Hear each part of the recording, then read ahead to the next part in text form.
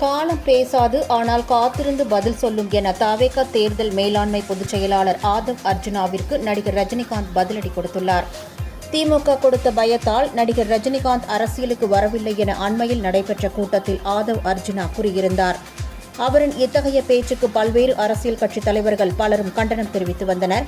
இந்நிலையில் இதுகுறித்த நடிகர் ரஜினிகாந்த் வெளியிட்டுள்ள அறிக்கையில், தவேக கட்சியின் தலைமை பொறுப்பில் இருக்கும் ஆதவ் அர்ஜுனா சமீபத்தில் தம்மை பற்றி உண்மைக்கு மாறான ஒரு கருத்தை தெரிவித்திருந்தார்.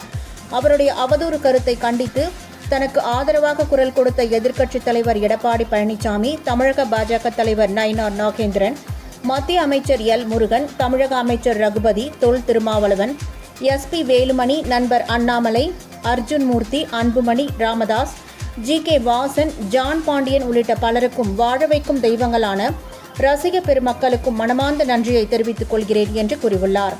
காலம் பேசாது, ஆனால் காத்திருந்து பதில் சொல்லும். வாழ்க தமிழ்நாடு, வளர்க தமிழக மக்கள். ஜெய்ஹிந்த் என்று ரஜினிகாந்த் கூறியுள்ளார்.